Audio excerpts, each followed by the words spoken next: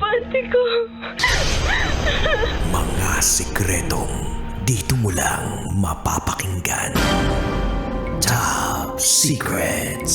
Top Secrets. Top Secrets. Top Secrets.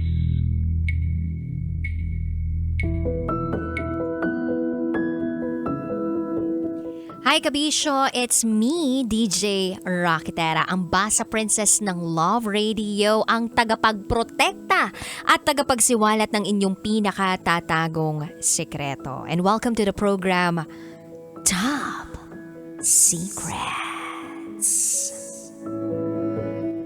Ang Top Secrets po ay programa para sa lahat ng mga kabisyo natin na may kinikimkim, tinatagong sikreto.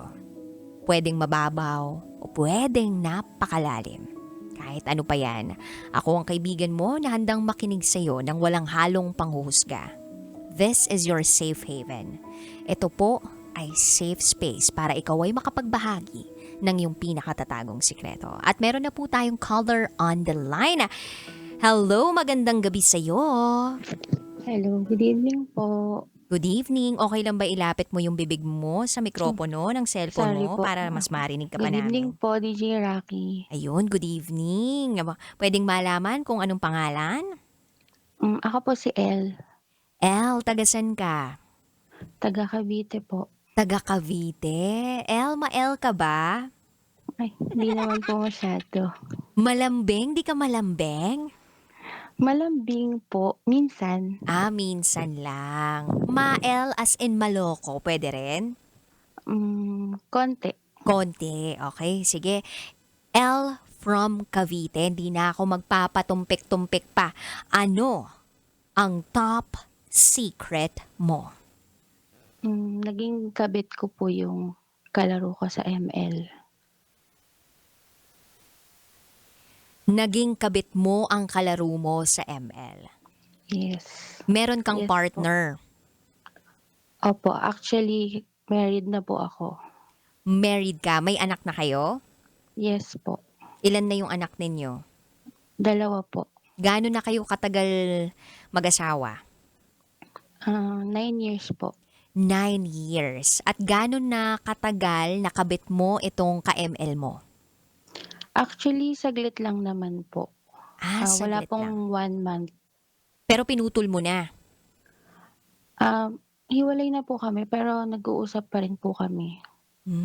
Nag-uusap pa rin kayo. Paano mo ba nakilala itong naging kabit mo through ML? Ayun nga po, naglalaro po ako one time tapos yung friend niya po is nakalaro ko, random player po. Tapos pinakilala po siya sa akin. Akala niya po single ako. Yun po. Doon po nag-start lahat. So nilandi-landi ka through chat? Yes, opo. Sino bang gamit mong karakter palagi? Naglilayla ka ba? Layla ka ba ngayon? Ay, hindi po eh. Marksman, anong mga gamit mo? Tank ka ba? Ano po ako eh, support and mage. Mage ka. May favorite akong gamitin na mage yung color green, yung merong yung ano nga ang pangalan? Bigyan mo nga ako ng mage ng ML. Vexana po. Sige pa. Vexana. Lalaki po ba or girl? Babae na sexy. Babae. Puro sexy naman po lahat yan. Sa bagay, Oo nga, no? Lahat naman sexy, no? Basta, Sa Odette. basta, alam ko na, basta maalala ko yan. Yun yung yung parang may tinututok na kung ano mang something. Basta, sobrang, there was a time na sobrang na-addict din ako. So, ikaw, na-addict ka sa paglalaro ng ML. Ay, hindi naman po. Ay, hindi Sobrang lang. addict. So, Hindi naman po sobrang addict. pampalipas lang ng oras mo. Opo. Tapos, nagchat-chat kayo nitong lalaking to through ML. Lumipat ba Through kayo sa ML lang Facebook? po. Hindi po. Kasi nga po, kinukuha niya yung Facebook ko. Hindi ko binibigay. Kasi nga po, married na ako eh. Parang hindi po ako interesado nung una. Aware ba siya na married ka? Hindi po. Ay, hindi. Kasi hindi nga po ako nakikipag-usap sa kanya through microphone eh. Nagma-mic po siya, ako nakikinig lang sa kanya. Tapos pag may tanong po siya, sinasagot ko siya. nagcha-chat lang po ako, gano'n. Pero nakikilaro ka pa rin sa kanya. So, paano mo siya naging kabit? Hmm. Yun po, nung una, parang nag-aano-ano lang po siya na biro-biro lang gano'n. Tapos parang as time goes by po parang nafo-fall din po, parang na-a-attach po ako sa kanya. Tapos sabi niya hintayin niya na lang daw po yung time na ibibigay ko yung FB ko sa kanya. Eh, since meron po akong dating FB na hindi ko na ginagamit, pero wala po akong friends dun ko po siya minessage sa totoong FB niya. Tapos yun po nag-start po dun nag-usap kami. Tapos yun, simula po nun parang nagiging mas lalong nafo-fall po siya. Sabi ko sa kanya, paano kung one time bigla na lang akong mawala? Kumbaga parang di ko na lang po siya kausapin, gano'n. Parang ang lungkot po niya nung time na yun, sabi niya, "Bakit may iba ka ba?" Sabi niya pong gano'n. Tapos inamin ko na po sa kanya na may family ako, gano'n, gano'n. Tapos, parang sabi niya na okey lang daw, parang, Mhm. ah, special friends daw po kami, gano'n, gano'n. Pero parang naging ano pa rin po kami, nagkaroon pa rin po kami ng relasyon. Hmm. Parang nagkaroon pa rin kayo ng relasyon, napag-usapan niyo pa rin na yung mga bagay na, "Kumain ka na ba? Good night, good morning." May gano'n Opo, kayo? as Nagkita ba in may kayo ng relasyon po. personal? Hindi naman po, through video call lang. Nag-video call din kayo? Yes, video call po. Nag-video call kayo? Hindi po DJI, Ah, video call. video call, Tsaka more on sa ML nga po, dun kami nagvo-voice chat na. Pero lumalim ba yung parang relasyon ninyo? Opo naman, tapos nagpa-plan po kami magkita gano'n, pero hindi nga po matuloy-tuloy kasi nga po may anak na po ako, eh, hindi ko naman po maiwan at hindi ko rin po alam kung paano ko ipapaalam sa asawa ko na aalis po ako, gano'n. Hmm. So, nagplano lang kayo pero hindi naman natuloy. So, anong nangyari kung Opo. bakit biglang naghiwalay kayo nitong ka-secret relationship mo? Ang nangyari po kasi is medyo bata po kasi siya, 25 po siya, ako nasa 30s na po ako. Medyo immature po,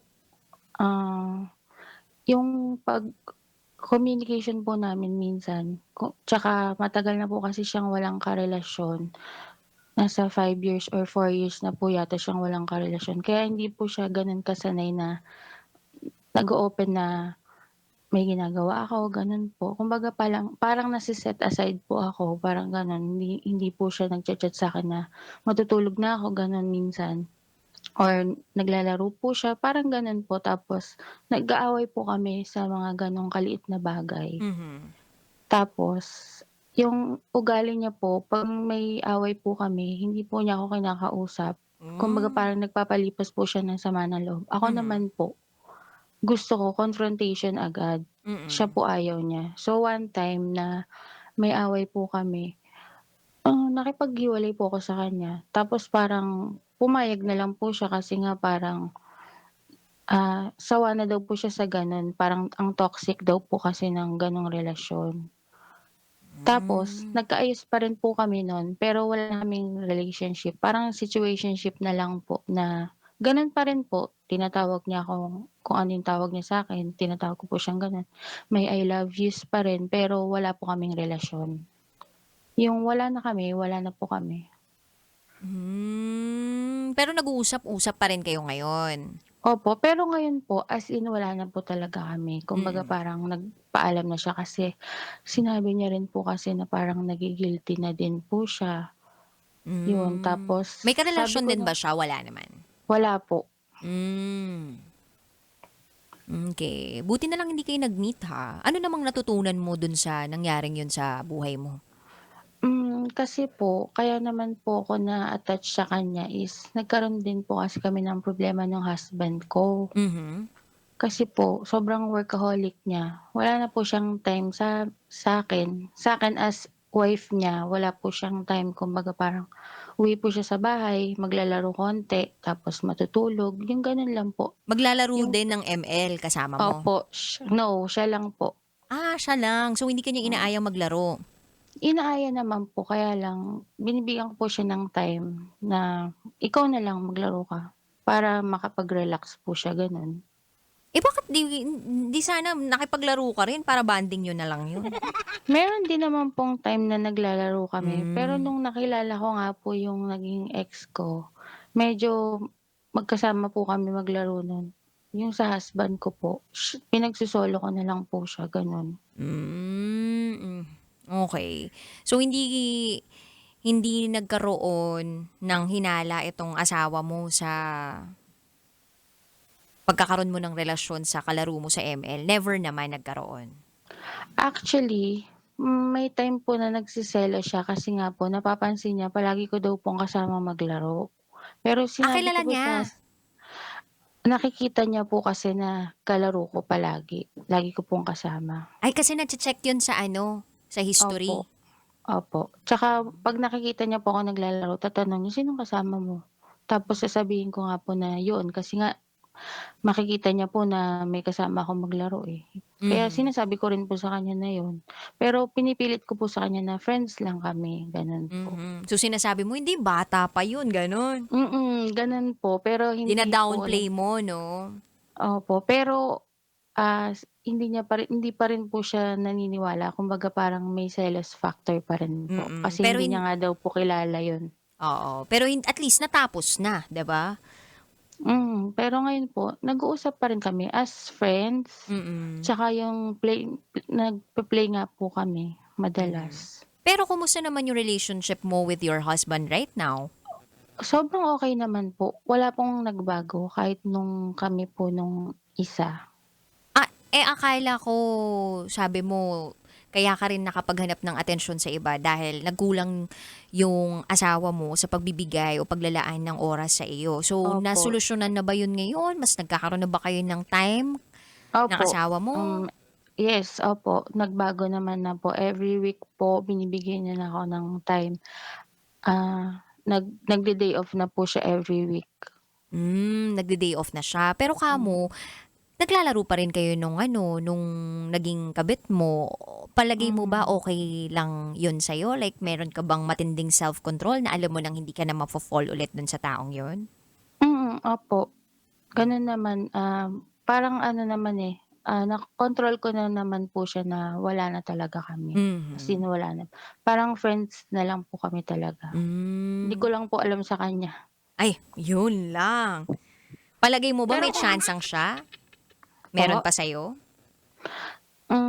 hindi po niya sinasabi pero nararamdaman ko naman po, eh. Kasi hindi niya naman po ako lalaanan ng time kung wala po, 'di ba? Kasi busy din po siya. Mhm. And okay lang yun sa'yo?